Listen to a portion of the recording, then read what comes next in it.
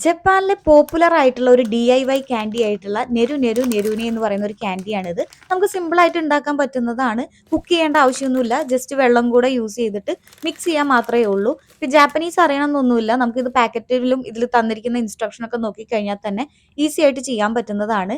എന്റെ കയ്യിലിരിക്കുന്നത് റെഗുലർ ആയിട്ടുള്ള ഒരു ക്യാൻഡിയാണ്. കൂടാതെ തന്നെ സ്പെഷ്യൽ ആയിട്ട് വേറൊരു ക്യാൻഡിയും കൂടെ ഉണ്ട്.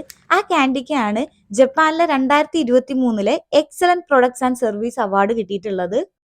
ജപ്പാനിലെ കുട്ടികൾക്ക് പനിയൊക്കെ വന്നാൽ തരുന്ന മരുന്ന് പൊടി രൂപത്തിലാണ്, പൗഡർ ആയിട്ടാണ്. അപ്പൊ നമ്മളോട് മെഡിക്കൽ സ്റ്റോറിൽ നിന്ന് തന്നെ പറയും, നിങ്ങളിത് ജ്യൂസിൽ എന്തെങ്കിലുമൊക്കെ മിക്സ് ചെയ്തിട്ട് വേണം കൊടുക്കാൻ, അല്ലെങ്കിൽ കുട്ടിക്ക് കഴിക്കാൻ പറ്റില്ല എന്ന് പറയും. അപ്പൊ സാധാരണ ഇവിടെയുള്ള ജപ്പാൻകാര് ഇതുപോലത്തെ ഈ നെരു നെരു എന്ന് പറയുന്ന ക്യാൻഡിക്ക് നല്ല മധുരമാണ്, അപ്പൊ അതിനകത്തൊക്കെ മിക്സ് ചെയ്ത് കൊടുക്കാറുണ്ട്. ഇതറിഞ്ഞിട്ട് ഇവരൊരു റിസർച്ച് ഒക്കെ നടത്തി ചെറുതായിട്ടുള്ള മോഡിഫിക്കേഷൻ ഒക്കെ വരുത്തിയിട്ട് ഈ പനിയുടെ മരുന്ന് മിക്സ് ചെയ്യാൻ വേണ്ടിയിട്ട് മാത്രം ഉണ്ടാക്കിയിട്ടുള്ള ഒരു ക്യാൻഡിയാണ് ഈ കാണുന്നത്. ഈ ചിത്രത്തിൽ ഞാൻ സ്ക്രീൻഷോട്ട് കാണിച്ചു കേട്ടോ. ഞാൻ അൺബോക്സ് ചെയ്ത് കാണിക്കുന്നത് നമ്മുടെ റെഗുലർ ക്യാൻഡി തന്നെയാണ്. അപ്പൊ ആ ഒരു പനിയുടെ മരുന്ന് മിക്സ് ചെയ്യാനുള്ള ക്യാൻഡിക്കാണ് ഈ അവാർഡ് കിട്ടിയിട്ടുള്ളത്.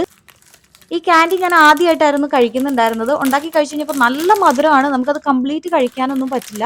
അതുകൊണ്ട് തന്നെ ഈ പനിയുടെ മരുന്ന് മിക്സ് ചെയ്യുന്ന ക്യാൻഡി ഇതിന്റെ പകുതിയേ ഉള്ളൂ, ചെറുതായിട്ടാണ് അവർ ചെയ്തിട്ടുള്ളത്. അപ്പൊ അത് മൊത്തം കുട്ടി കഴിച്ചു തീരണല്ലോ, അതിന് വേണ്ടിയിട്ടാണ് ആ ഒരു രീതിക്ക് ഉണ്ടാക്കിയിട്ടുള്ളത്. ചെറിയ മോഡിഫിക്കേഷൻ ഒക്കെ വരുത്തിയിട്ടുണ്ട്. ഞാൻ ആ ക്യാൻഡി ഇതുവരെ വാങ്ങിച്ചു നോക്കിയിട്ടില്ല, പനിയുടെ മരുന്ന് മിക്സ് ചെയ്യുന്നത്.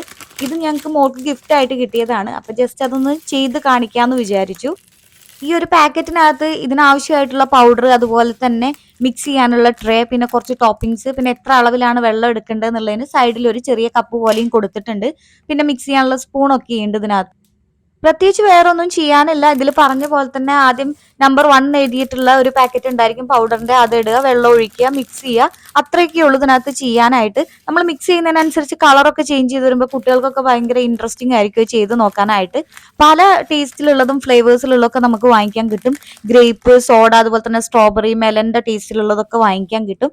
ഇത് ഉണ്ടാക്കി നോക്കിയിട്ട് അത്യാവശ്യം നല്ല മധുരമായിരുന്നു കേട്ടോ.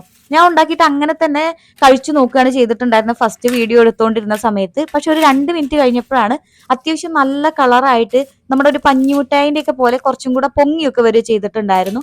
എങ്കിലും നല്ല മധുരമായിരുന്നു. അത് കംപ്ലീറ്റ് ഒന്നും കഴിച്ചു തീർക്കാൻ പറ്റുന്ന ഒരവസ്ഥയായിരുന്നില്ല എനിക്ക് കേട്ടോ. ചിലർക്കൊക്കെ കഴിക്കാൻ പറ്റുമായിരിക്കും, പക്ഷെ നല്ല മധുരമായിരുന്നു അതിന്.